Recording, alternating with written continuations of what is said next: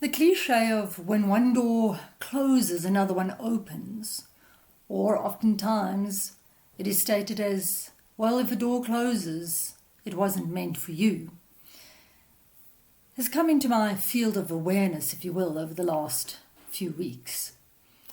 And something about that cliche sets me at feeling uneasy. I simply cannot buy into it. And today I want to share with you why.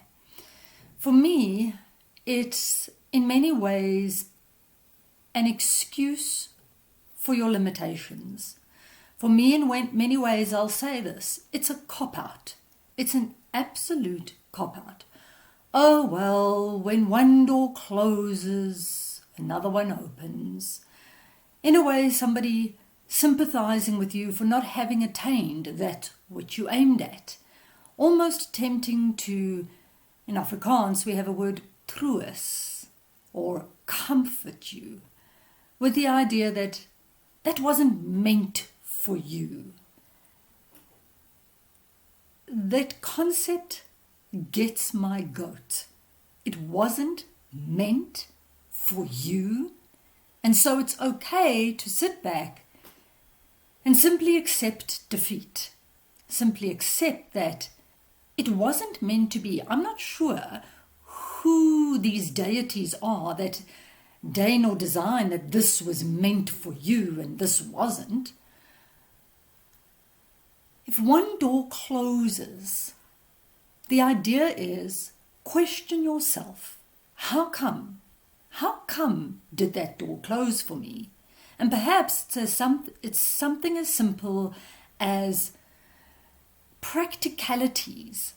I wasn't sufficiently well equipped with the skills required. And if I really want what's on the other side of that door, then what I need to do is I need to pull myself together and I need to set about going and attaining the sufficient qualifications, skills, competencies and capabilities that cause the door to open.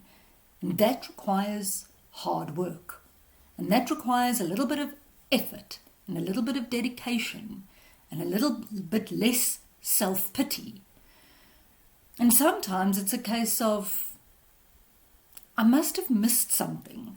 I am sufficiently qualified. I do have the correct capabilities, and perhaps it's the way in which I presented myself. Perhaps it's the way in which I approached the opportunity. I am sufficiently qualified, and I simply have to think through that there must be another way. There must be, if you want, a different entrance or a different way in which to enter.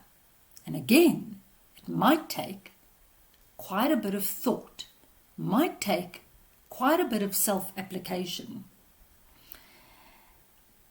And so, if one door closes, in some instances, kick the door down if necessary. Life isn't going to roll out a red carpet for you and open the doors as though there's a butler standing at every checkpoint.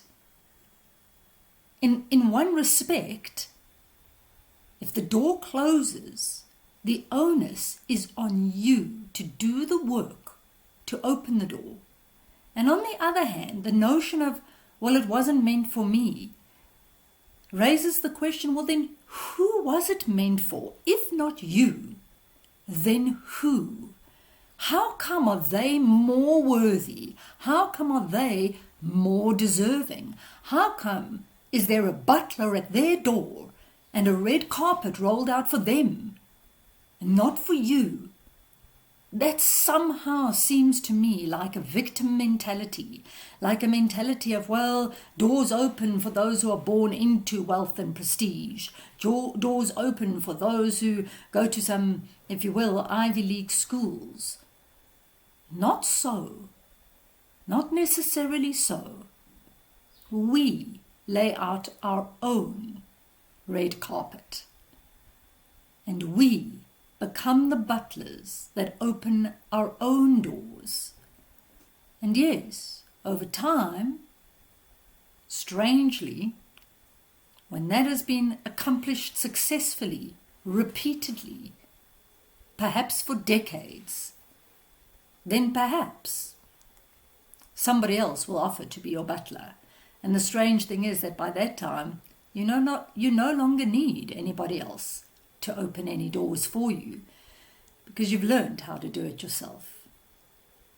So when one door closes, find another entry point. If you want it badly enough, if it motivates you sufficiently, if it excites you, if you're passionate about it, find another entry point. And in many ways, not only if it excites you or if you're sufficiently motivated, do it anyway. Because what is the alternative? Is the alternative, I get this mental image in my mind, to prop yourself up on some bar, nursing your drink and saying, oh, well, it wasn't meant to be. Oh, well, life's like that. No, life is not like that. Life is not for the chosen few. If you are alive, if you are on this planet, and if you are breathing, life is for you. And so I encourage you today to grab a hold of your dreams, to grab a hold of a small step forward and take it. You take it courageously. Fiona D'Souza, Shekhinah Wellness Centre.